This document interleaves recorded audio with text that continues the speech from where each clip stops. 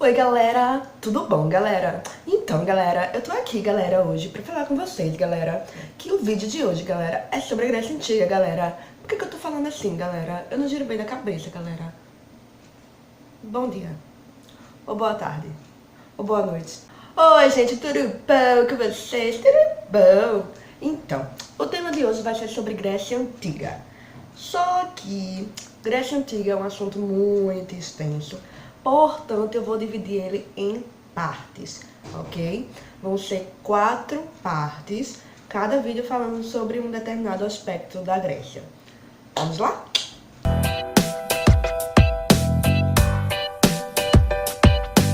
Para começar, a gente tem que falar da formação da Grécia Antiga, e esse vídeo vai ser justamente sobre este período, o período da formação da Grécia Antiga.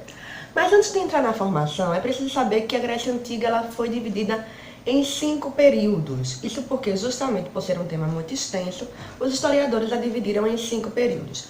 Quais são eles? Período pré-homérico, período homérico, período arcaico, período clássico e período helenístico. O que a gente vai ver aqui nesse vídeo é o período pré-homérico, que é a formação da Grécia, era como se fosse a pré-história da Grécia, e o período homérico, que é atribuído ao poeta Homero. A Grécia, ela vai se formar ali na região da Península Balcânica, e ela vai se formar através da ocupação de vários povos. Como assim, gente? Grécia, ela não começou como um país já, a Grécia, não. Na verdade, aquela região se chamava de Hélade, e aquelas pessoas que ocupavam a Grécia se chamavam de helenos. O termo gregos vai ser atribuído mais tarde pelos romanos, tá? A Grécia é formada pela ocupação de vários povos que se instalaram ali, tinham costumes parecidos e a língua parecida. Por isso que depois veio se formar um povo grego, uma civilização grega. Mas antes de tudo isso, eram povos de outras regiões. Quem são os primeiros povos a habitar a Grécia? Primeiramente, vem os aqueus, que na verdade eram os micênios, tá? Eles se denominavam aqueus, mas os gregos, mais tarde, os romanos também vão denominar micênios, dá no mesmo.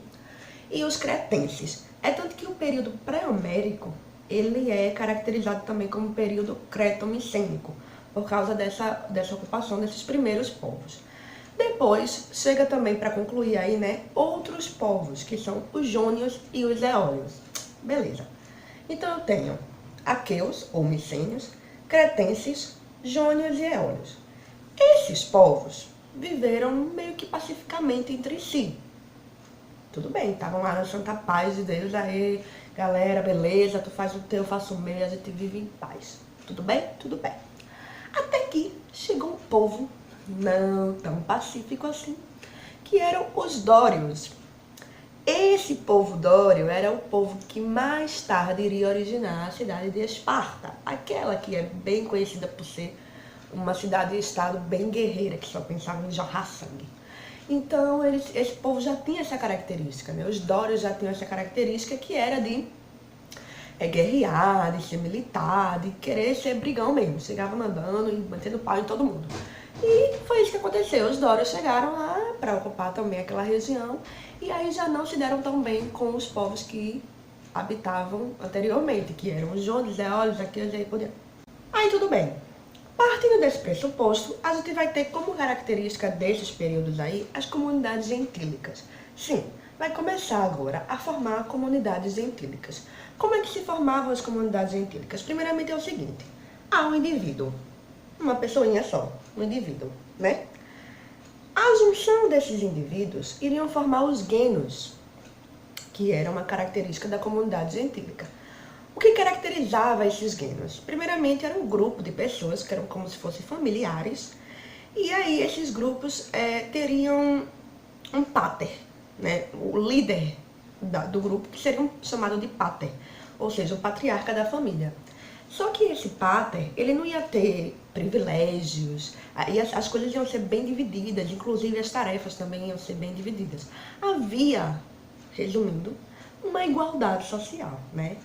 Todo mundo ganhava da mesma forma, todo mundo se beneficiava da mesma forma, todo mundo vivia em paz, maravilhosamente bem. Até que a desintegração desses genos e vai se formar as frátrias, que é um conjunto de Genos. Não vai ser muito diferente uma coisa da outra. Só que o crescimento demográfico vai aumentar de uma forma tão, assim, exagerada, que aí vão se desintegrar essas práticas e vão se formar tribos. Depois das tribos vão se formar demos. Aí a gente já tem um descontrole daquela sociedade grega, né, que ainda não se chamava de Grécia, mas já tinha um aumento dessa civilização, dessa sociedade, e isso aí vai começar a gerar a desigualdade social.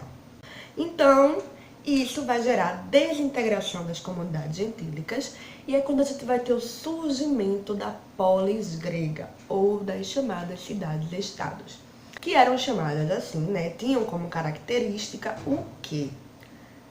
A cidade independente entre si. As cidades eram independentes entre si. Como assim? Agora, cada cidade teria o seu governo, as suas próprias leis, a sua própria cultura, a sua própria sociedade, a sua própria economia e por diante. Cada um cuidava de si, entendeu? Isso era as características das cidades e estados. Aí é quando a gente vai entrar já no período arcaico, né? Que a gente vai falar das cidades e estados que mais se destacaram, que foi Atenas e Esparta. Aí já não cabe mais aqui nesse vídeo.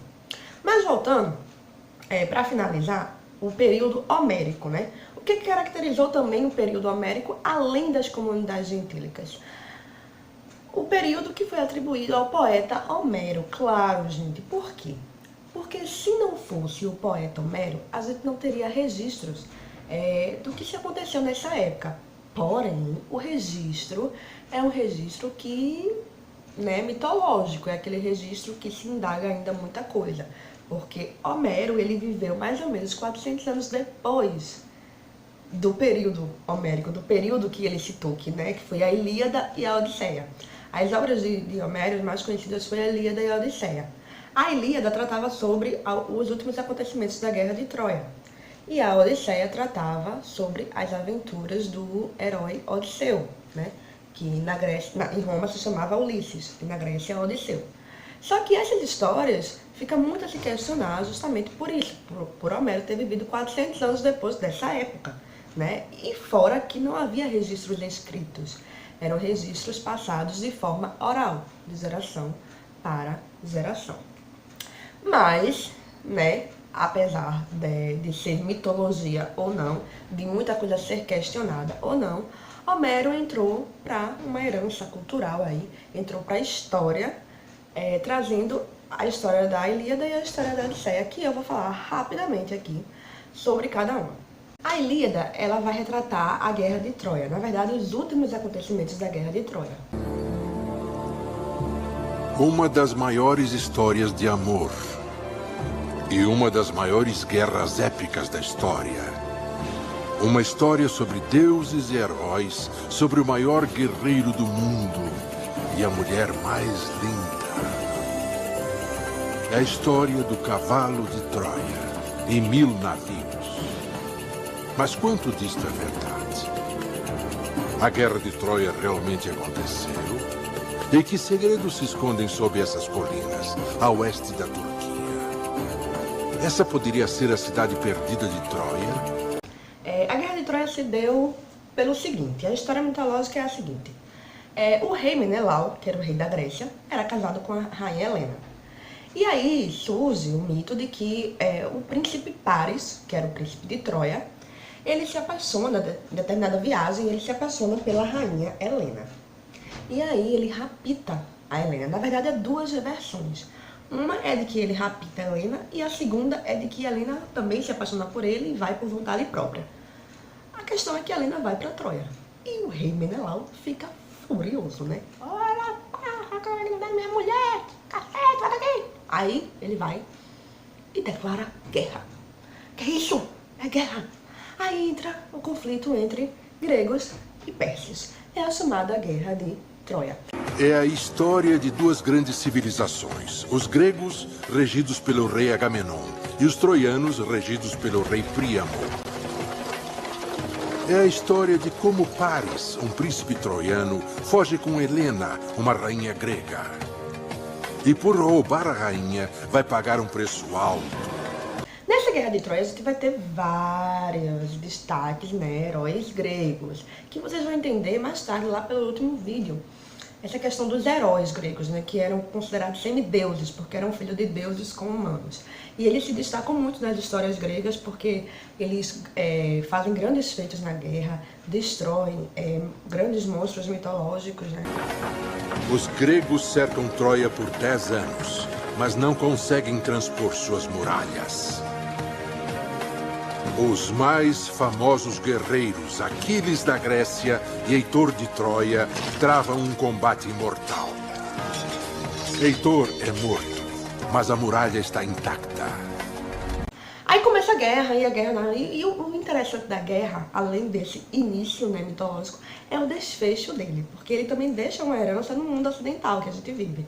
Quando a gente fala assim, a gente vê alguém ganhando um presente de grego, e diz, ai, que presente de grego? Como assim? O que significa um presente de grego, na verdade? Isso vem lá da Guerra de Troia. Por quê? Porque no desfecho da guerra, os troianos estavam derrotando muitos gregos e tal. E aí os gregos começam a ter uma ideia. Qual é a ideia? De levar um presente para os troianos. Esse presente seria um cavalo. Isso tem uma lógica, porque na verdade em Troia se existiam muitos cavalos, né? Diz a história que existia muito cavalo. E aí eles vão presentear os troianos com um cavalo. Eles vão lá e é como se dissesse assim, ó, beleza, troianos, vocês venceram, a gente dá por vencida, a gente é um bosta mesmo, valeu, então parabéns. Só que dentro do cavalo existiam muitos gregos, muitos soldados gregos. Como os troianos iriam se distrair, né? Eles pensam, a gente ganhou a guerra, né? Então, vamos dormir tranquilos. Enquanto eles estão dormindo na calada da noite, os gregos saem do cavalo e começam a destruir tudo. Nossa, palmas para os gregos, palmas. Mas essa história foi contada, né, por Homero, então, né, fica aí aquela dúvida se realmente isso existiu ou ele embelezou aí a história, né, enfim. Eles constroem um grande cavalo de madeira e o levam até a muralha da cidade e aparentemente se retiram. Os troianos encontram o cavalo, acham que os gregos deixaram um presente e que desistiram de lutar. The Trojans, who are apparently also not the brightest of bulbs, open up their gate, bring in the Trojan horse and begin celebrating. Mas não era um presente. E os gregos não tinham se retirado. Seu exército estava escondido na ilha de Tenedos, perto do porto, esperando a armadilha dar certo. Isso podia ter acontecido? A maior decepção militar poderia ser um fato histórico? All historical Greeks knew about the story of the Trojan horse. The minute they began to experiment with the representation of figures of the human form and of animals, it's one of the first things that they draw. Mas talvez a muralha tenha caído por forças naturais ao invés da força do homem. Um terremoto. O cavalo ou o terremoto? Essas teorias podem ser analisadas. Now we know that the sixth city of Troy is destroyed probably by an earthquake. But you know, if Homer's telling the story, 10 years of fighting, epic saga, so on and so forth, you don't want to say, and then there was an earthquake and the walls fell down and they walked in. It's ending your story with a whimper rather than a bang. Poseidon is not just the god of the sea, he's also the god of earthquakes. He's frequently called the earth shaker. And the animal associated with Poseidon is the horse. So if you say earthquake equals Poseidon, Poseidon equals horse, ergo earthquake equals Trojan horse, you've got it. The Trojan horse could simply be a metaphor for the earthquake. Mas isso aí é a Guerra de Troia. E a gente tem a Odisseia, que, já como o nome já diz, já é atribuída às aventuras de Odisseu, um herói grego que ele enfrenta, né, o grande Cíclope, que era um monstro mitológico. E ele também tem uma grande ideia para destruir aí esse Cíclope. Na verdade, gente, o que caracterizava os heróis gregos eram justamente as ideias brilhantes que eles tinham para derrotar os grandes inimigos, né? A A história de Odisseu com o Cíclope é a seguinte. Ele precisava voltar para sua terra, ele estava com seus companheiros, né? E aí ele encontra um Cíclope no meio do caminho, na caverna. E aí esse Cíclope pergunta, quem é que tá aí e tal, não sei o quê. Aí Odisseu fala que ele tá precisando de ajuda, que ele precisa de ajudar os deuses para chegar em sua terra. E aí o Cíclope fala que na verdade eles não temem aos deuses, não acreditam nos deuses, que eles são melhores que os deuses e entra nesse conflito aí. Aí o Cíclope era considerado um monstro não muito legal, né? Aí ele não queria deixar Odisseu passar, enfim. Aí Odisseu pensa na seguinte ideia. Vou embebedar este Cíclope. Começou a dar vinho pra ele, né? Então, olha só, se alguém começar a te dar bebidas alcoólicas, cai fora, mano, cai fora. Então, esse Cíclope começa a beber vinho, muito beber vinho, beber muito vinho e fica embriagado. É quando Odisseu começa a atacar ele, dá um golpe de mestre. Só que antes disso, o Cíclope tinha perguntado quem é que tá aí? Aí Odisseu, é ninguém. A ideia é ninguém. Eu acho que a história é assim, né? É ninguém. Contando a história errada, tudo bem, acontece. Quando o Cíclope tá sendo atacado, aí ele pede ajuda aos amigos dele. Só que aí os amigos dele, os outros Cíclopes, perguntam, quem é que tá aí? Quem é que tá aí? Ele é ninguém tá me atacando, ninguém. Se ninguém tá atacando, né? Foi uma jogada de mestre, né? Uma história meio nada a ver, assim, mas enfim. Aí Odisseu consegue passar aí. Só que o Cíclope fica tão enfurecido que ele vai rogar a Poseidon para que Odisseu tenha muitas dificuldades no resto da viagem dele. Resumindo, a história da Odisseia vai tratar sobre as aventuras de Odisseu. É isso aí, mas é isso aí. The most complex hero of the Iliad goes on to star in the Odyssey.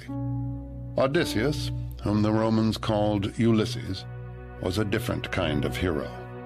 Odysseus was a draftee, brave, bold, a liar, and very, very human. Himself using an alias, No Man.